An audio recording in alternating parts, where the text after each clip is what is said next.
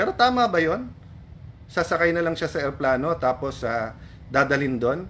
May petition siya sa Supreme Court. Walang korte, ni isang korte sa Pilipinas na verify muna yung warrant of arrest na yan.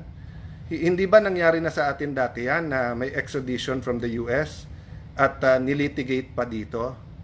So yung pong sinasabi ko kanina na pray for the country, we're in a crossroad, pray for the PNP, pray for our courts, pero may pinaka-minimum.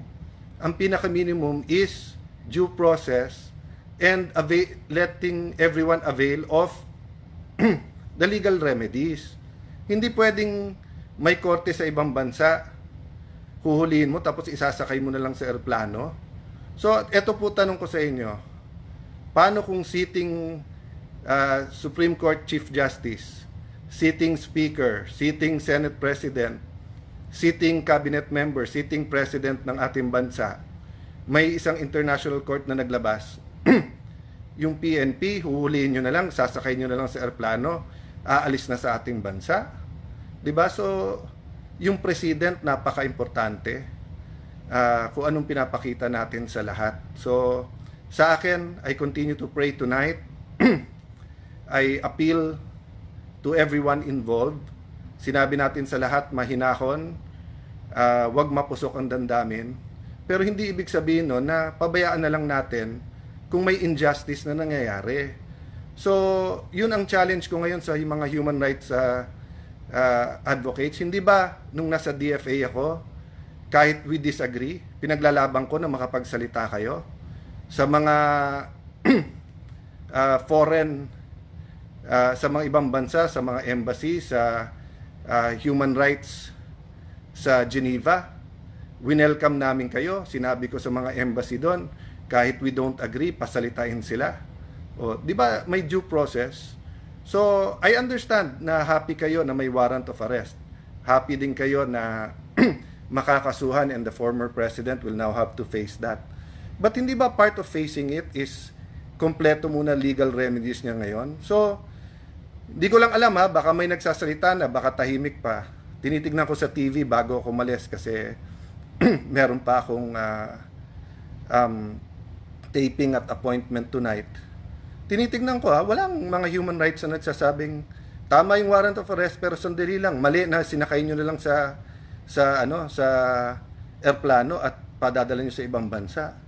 Yung ang PNP pagka may hinuli, di ba, na aktivista, sabay-sabay na lahat ng mga human rights activists na ba't nyo hinuli, give them kailangan may abogado sila, kailangan due process, nabasahan sila and everything ganyan, no? So, kanina, binasahan ng Miranda rights, may warrant of arrest, so okay yon.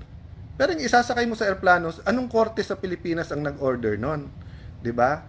So, fellow lawyers, it doesn't matter if we're pro-admin, pro-Duterte, neutral, etc. Ang pinag-uusapan na dito, ano yung batas ng Pilipinas. And ako personally, I'm so uncomfortable. I'm much more than that, but I'm just trying to maintain my cool na pwede talagang a foreign court will order tapos arestuhin mo dito. Sige, sabihin mo pwede yon, but hindi ka pwedeng pumunta ng korte at hindi pwedeng i-sort out muna ng korte yon. Bigla mo na lang isasakay sa airplano. No wonder si Kitty sabi niya, this is the plane na kinidnap yung yung tatay ko, di ba? Pag sinabi mong kidnap, I'm not talking about the legal term, yung colloquial term, no? Yung ordinary meaning ng Pilipino. Kapag ka may legal authority ka na kunin yung isang tao, hindi kidnapping yon, di ba? So, maa-argue na kailangan arestuhin kasi nga, yun ang interpretasyon ng gobyerno natin ngayon, tapos whether sa krame or kung saan man siya i-detain, di ba? Pero, yung hindi mo binigyan ng 24 hours yung kanyang mga legal counsel na questionin to sa korte. So, no wonder yung bata, kidnapping ang tawag. And I think many Filipinos will interpret it that way, no?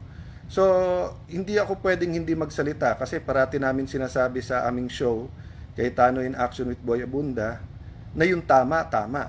Yun din ang turo ng tatay ko, yung tama, tama. yun din ang nasa Biblia. Kung anong tama ay tama. So I don't feel that I have to speak on all legal issues, and I really try to be supportive of each and every administration, because I know mahirap maging nasa administrasyon, di ba? But at saka napakahirap po i-defend yung hindi natin kasundo, hindi natin kabate, yung lalo kung parati ka ina-Alaska and everything. But ano ba yung bare minimum, di ba? Yung bare minimum is yung karapatan nung kalaban mo respetuhin, at may karapatan siyang tumakbo sa korte.